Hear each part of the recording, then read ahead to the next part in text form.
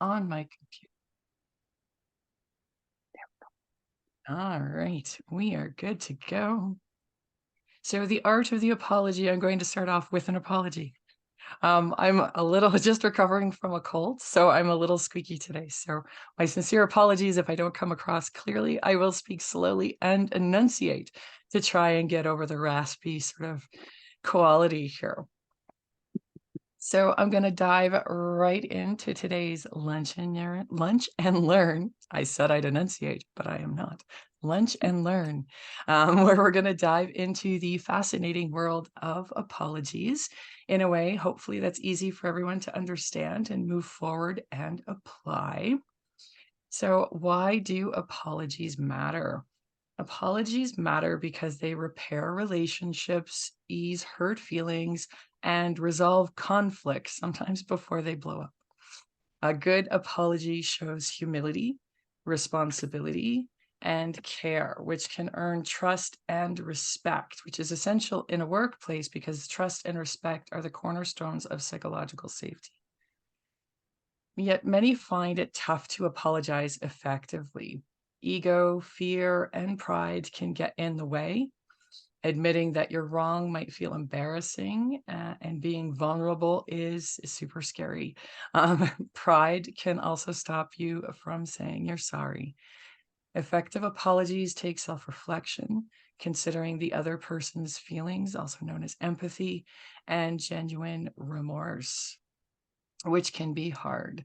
But learning how to do it is crucial for keeping good relationships, personal growth, and doing the right thing. Apologies are the glue that holds trust together. They are proof of our honesty, integrity, and commitment to open and honest relationships. Trust is at the heart of strong connections. Apologizing, there we go, is a bit like looking in a mirror. It encourages self-awareness and personal growth. We learn and become better individuals through our missteps. Failures are not the end of the world. And the amazing part, apologies can be incredibly healing for both the person who is apologizing and the one receiving the apology. They validate feelings on both sides and provide closure, allowing everyone to move forward. In the workplace, effective apologies are like a secret weapon for your success. They create a positive, collaborative, and communicative environment, which can lead to personal and professional growth. To sum it up, apologies are foundations of resolution, healing, personal growth, and trust in our relationships. Recognizing their importance helps us build better connections and enjoy a more harmonious and successful life. So today we do have a exciting agenda. Well, it's exciting for me. I don't know about you, but exciting agenda. The power of apology. So we'll talk about what the power of an apology is. We'll talk about the barriers to effective apologies and how to overcome them. Tips on how to craft an effective apology. Then we'll flip the script a little bit and talk about the art of receiving apologies. And finally, taking a look at the power of apologies in the workplace. So let's jump right in to the power of an apology. An apology is more than just words. It's a bridge to healing and harmony. Saying, I'm sorry, acknowledges our mistakes and shows remorse. Apologies are how we make amends and seek forgiveness. For some of us, a dirty word, seeks forgiveness from those we have wronged. They involve taking responsibility for our actions and empathizing with the other person's feelings. So let's talk about why apologies are important. And these are listed on your screen. Apologies can calm disputes and mend relationships in our families, among friends, and at work. Trust is the foundation of strong relationships, and apologies demonstrate integrity and a commitment to honesty, strengthening trust in both personal and professional connections. Effective communication. Apologies teach us active listening, empathy, and clear expression, all valuable skills for both personal and professional interactions. Those words, I say them together so often, I just may as well, make them like a Brangela or something. Personal growth. Apologizing involves self-awareness and learning from our mistakes, leading to self-improvement and character development. Apologies bring relief and closure to both the giver and receiver, soothing emotional pain. Timely apologies can prevent small issues from turning into larger, more damaging problems, those scary conflicts that nobody wants to deal with. Apologies strengthen bonds, enhance an understanding, and promote unity in our relationships. Stress reduction, believe it or not. Apologies help reduce stress and anxiety by addressing conflicts and addressing unresolved guilt. There are ethical and legal implications. In some cases, apologizing can prevent legal actions and demonstrate an ethical responsibility. I come from an HR background. Sometimes all anybody really wanted when you're in a union grievance environment is that deep and honest apology. Apologies are potent tools for conflict resolution, trust building, personal growth, and enhancing relationships. They promote effective communication, emotional healing, and personal development, enriching our lives both personally and professionally. Like I said, I use that a lot together. Barriers. So there are barriers to effective apologies. You may have one of them, you may have multiples, you may have all of them, no judgment. Ego and pride. The first hurdle often in apologizing is our own ego and pride.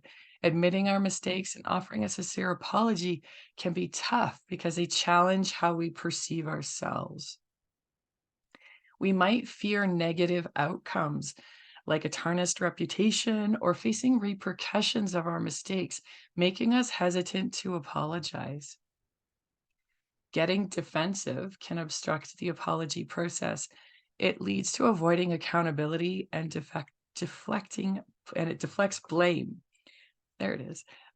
Barrier number 4, lack of self-awareness. Sometimes we don't fully grasp how our actions affect others, hindering those sincere apologies.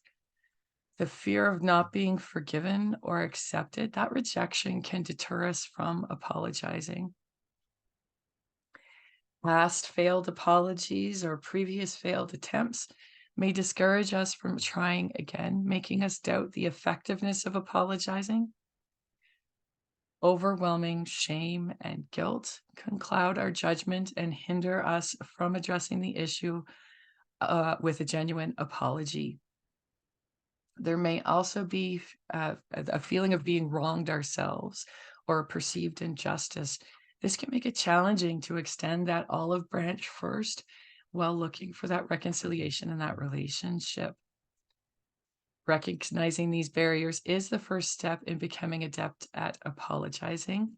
In our upcoming slides, we're going to share strategies and tips on overcoming these challenges and building stronger relationships through the power of apology.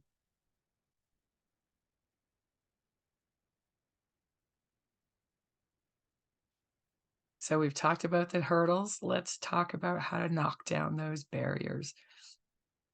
Some practical tips or strategies to help you deal with those barriers. So, number 1, overcoming ego and pride.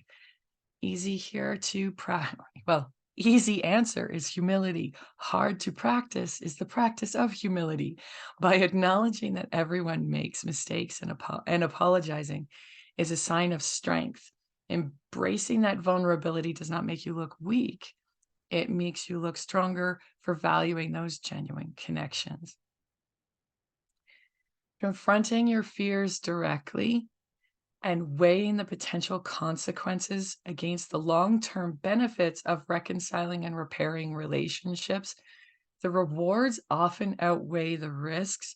And let's face it, the human brain is really, really bad at determining the level of risk involved in things, particularly when the risk is relatively small. We either blow it way out of proportion or ignore it completely.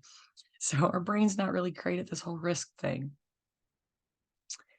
To combat defensiveness, recognize that you are experiencing some defensiveness and actively listen to the other person's perspective without immediately attempting to justify your position. It means shutting off the little voice in your head that says, yeah, but. Okay. Shift your focus to understanding their feelings as opposed to defending your own. Insufficient self-awareness can be a bit of a challenge. So, to improve self-awareness, reflect on your behavior and the impact of your behavior. So, not that I did this, but what does doing this do to other folks? Put yourself in the other person's shoes to better understand their viewpoint. Rejection, not being forgiven. This can be a huge fear for a lot of folks. Be prepared for any response that comes and focus on expressing your sincerity rather than the immediate outcome. When apologizing, you might get hit with the emotions of the other person, and your patience and perseverance in that situation can lead to reconciliation. Barrier 6, those past failed apologies. Best tip here is to learn from those mistakes. And here's the key: consistently demonstrate your sincerity through your actions. If you've said you're sorry and then went right back to the behavior that caused hurt in the first place, the apology might not hit so great. So it's that consistent demonstration of your sincerity through actions that can help you move forward. Shame and guilt. Seek support here from a trusted friend, family member, or therapist to process your feelings. Recognizing that and then apologizing is the first step towards healing yourself and experiencing personal growth, realizing you've done wrong and still want to make that relationship work. Perceived injustice. This can complicate apologies. Well, they hurt me first. It's not my fault. They should apologize first. This comes through. The only thing we can control in life is our actions. So focus on your actions and your responsibilities first, and then address any wrongdoings against you separately. I real apologize for doing this. Now you need to apologize for doing that separately, one step at a time. Okay. By applying these tips, you can transform how you approach apologies, paving the way for reconciliation, stronger relationships, and personal growth. This is a skill. And with any skill, this is something you will develop over time. So if you've not been so great about it to this point, embrace those skills, embrace the learning process to enhance those connections and overall well-being. Here's the slide we've all been waiting for: how to craft an effective apology, what to say, how to say it, how to get to the finish line in the most efficient and least painful way. So, number one, start with a clear apology. Be super clear. Begin like, I apologize, or I'm sorry, or I deeply regret. This sets the tone and shows your sincerity. Next, we want to be specific. Okay. Acknowledge your actions. This demonstrates your understanding and responsibility, leaving no room for doubt. I am sorry that I, specific statement. Okay. Number 3, empathy. Show that you understand how your actions affected the other person. I'm sorry I did this. I can only imagine how that made you feel hurt. This makes the other person feel seen and heard in the situation. Remember, this is about a relationship and about rebuilding that relationship fracture. Take responsibility and own up to your actions without making excuses, giving reasons, or shifting blame. I take full responsibility for what I said. I take full responsibility for spending the rent money on takeout. This shows maturity and accountability. Again, be super specific about the situation and your actions. I'm sorry for the hurtful comments I made during our argument yesterday. This shows you reflected on it. Promise change and explain how you're going to prevent reoccurrence. This demonstrates your commitment to personal growth because remember, apologies are about you and how you're going to take responsibility. I am committed to improving my communication skills, or I'm going to put the rent money in the savings account so I can't get at it with my debit card. Okay, very specific commitments here. If appropriate, ask for forgiveness directly. Okay. I hope you can find it in your heart to forgive me. This shows humility and transfers that responsibility of I'm not excusing myself. The only person who can forgive me here is you because you're the one I have hurt. This is a genuine desire to make amends. This one can be a little bit tricky, particularly if you're nervous or scared, but use appropriate tone and language.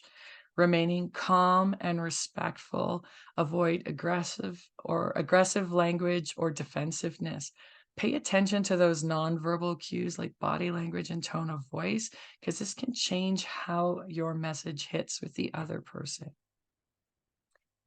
Here's a tough one. Respect their response. Understand they may need time to process your apology. Be patient and yes, give them space to react in their own time. I'm sorry I spent all the rent money on takeout. Forgive me. Forgive me now. It's not going to work. They're going to need time to process that. And in respect of that time, make sure you are following up. After some time, check in with them to show that you have the ongoing commitment, that you are making amends, and that you are concerned with the relationship's well-being. The key takeaway here, the core, is the effectiveness of an apology depends on your sincerity and your effort to repair the relationship. Focus on open and honest communication of your remorse and willingness to make amends.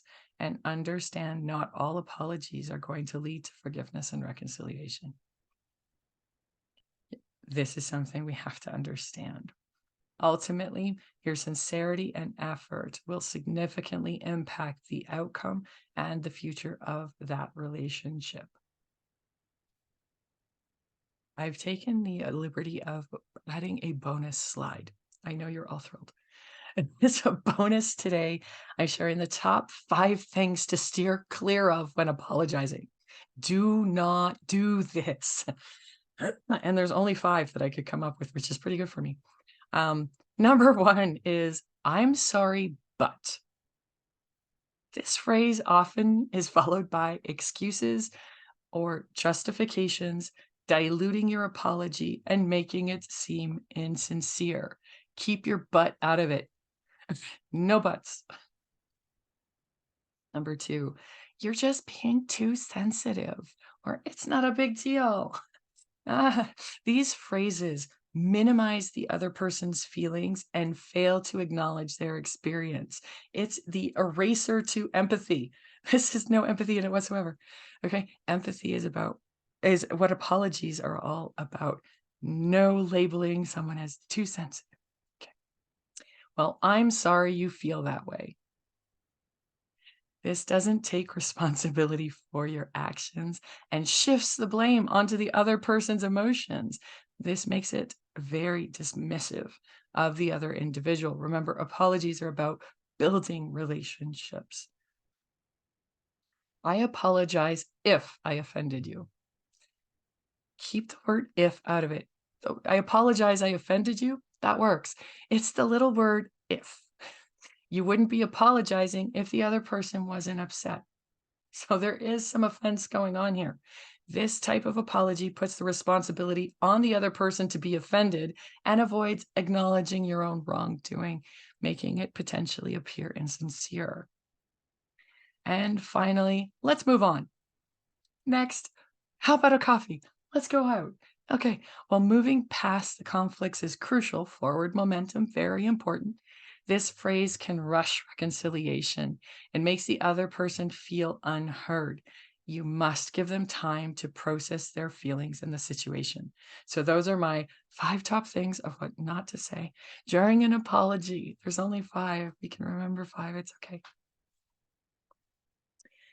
We're going to flip the script here and talk about receiving an apology. Sometimes receiving an apology can be just as uncomfortable as giving one, particularly if you're still holding on to a lot of unresolved emotions. Okay. So, previous hurtful experiences, particularly with the same person, but in general, just with the same type of situation, can breed skepticism about the sincerity of an apology. So, to address your concerns here, set clear expectations and allow the person a chance to rebuild trust through consistent and sincere actions. Trust can be restored over time. Lingering anger and resentment can cloud your ability to accept an apology. So take time to process your emotions and evaluate the sincerity of the apology. Remember those 5 things not to say? You want to make sure they're not there. Try to release any immediate anger and give the person an opportunity to make amends. And remember that forgiveness is not an immediate thing, it is a gradual process. A desire for revenge. Apologies are about relationships. Reflect on the consequences of seeking revenge and consider whether it truly benefits you, the other person, and the relationship. It might make you feel better in the moment, but we're talking long term here. So focus on the potential for resolution and personal growth instead of revenge. Remember, revenge perpetuates negativity. Pride and stubbornness. Weigh the importance of holding on to your stance against the benefits of repairing the relationship. Yes, you were wronged, you are hurt, you are upset, but practicing humility and empathy, these are powerful tools for personal and relational growth. Lack of closure. Communicate your need for closure and clarity. Most people are assuming that automatically this apology is going to make me feel better. All my emotions are great. All I need is my father to apologize for that one time he yelled at me at my high school graduation, and our relationship will forever be. No. Okay. So there's going to be a need for closure and clarity. You need to understand what that is. The apology is probably not going to be the linchpin, the key solution here. Request additional information or assurances that can help you move forward. Have an open and honest dialogue. This can help you get that closure you seek. Forgiveness is a complex process. Understand that forgiveness does not mean you have condoning the other person's behavior, but it means that you're ready to let go of anger and resentment. And this is a personal journey. Word was selected very carefully here. Forgiveness is a journey, and it's going to take time, and that's okay. It is okay to take time with your forgiveness. It's not a magic wand. It's not going to happen in the moment. Communication. Poor communication or misunderstandings can hinder apology acceptance. So seek clarification if the apology is vague or unclear. We're not all really great at apologies. Sometimes we have the best of intentions. Okay. So ensure that you're understanding your expectations, their expectations, and both of your needs. Clear communication is vital for resolving misunderstandings and hurts. Lack of empathy. Practice empathy by actively listening and trying to see things from the other point of view. We've talked about that a lot, so I won't belabor this one. Fear of vulnerability. Okay. Accepting an apology may require emotional vulnerability because it means you need to stand up and say, yes, you hurt me. There's a power in saying that, and it may feel like you're giving power away. Acknowledging your fears is hard, but remember that that vulnerability can lead to a deeper connection and understanding in a relationship and can show strength and power in standing for the importance of that relationship. So, we've talked about open and honest communication and overcoming barriers, a lot of self reflection, and a willingness to work towards resolution and healing. Remember, accepting an apology doesn't mean condoning the behavior, but signals an openness to the possibility of reconciliation and moving forward in a healthy way. Okay, it means nothing more than that. Sorry, I'm almost at the end and I'm almost at the end of my voice as well. So, final slide before closure. In a professional world, mastering the art of effective apologies can significantly shape your career in a multitude of ways. Because honestly, in a work environment, how many of us have heard our supervisors say, I made a mistake, you were right, I was wrong, I take full responsibility for that? I would be willing to say, not a lot of us. And I would be willing to put money down on that would be powerful, hugely powerful. Looking at a colleague take full responsibility as opposed to shuffling it under the rug. So, why can this shape your career? Taking the stance of an apology and accepting culpability for mistakes or errors or hurts. Well, number one, it fosters positive relationships. It helps maintain those positive working relationships with colleagues, supervisors, clients, and other stakeholders. And this can underpin career success. If you never apologize for mistake, you're always sliding things under the rug. This is going to hurt your potential for forward momentum in your career and could even hurt you as you transition between organizations. Effective apologies diffuse conflicts and encourage common ground. This is a crucial skill in team settings. Timely resolution of conflicts prevents productivity dampening disputes and safeguards your career and the organization's success. Huge. Hmm. Building trust and credibility. Making amends demonstrates integrity and reliability, and this nurtures trust with peers, superiors, and clients. And again, that trust is the cornerstone for psychological safety in the workplace. Elevating communication skills. Apologies need you to have really good communication, active listening skills, and empathy. So these proficiencies are invaluable in professional contexts when we talk about negotiation, team collaboration, and leadership capability. Demonstrating conflict resolution through apologies and amendments enhances your efficiency as a team player or leader. Conflict management is on every job description you will ever have, whether it's a line item or not. It's a prized skill and is applicable across all career paths. Personal growth, acknowledging your actions and aspiring to improve fosters personal growth, translating into improved career prospects. And stress reduction. You always worry about, oh, is anybody going to find my mistakes? Is anybody going to, be upset at me for this thing? Addressing conflicts and errors through apologies reduces workplace stress and tension, and it cultivates a more pleasant and productive work setting for you and your colleagues. And imagine the impact on your reputation. A readiness to apologize and make amends enhances your professional reputation as an accountable, approachable, and equitable individual. This leads to more opportunities, and greater responsibilities, and career advancement. Client and customer retention. I mean, apologizing to a customer for a company mistake or your mistake that impacted a client, this is huge for client retention. I mean, retaining existing clients is often more often more, is always more cost effective, and it will positively impact your career and the organization's bottom line.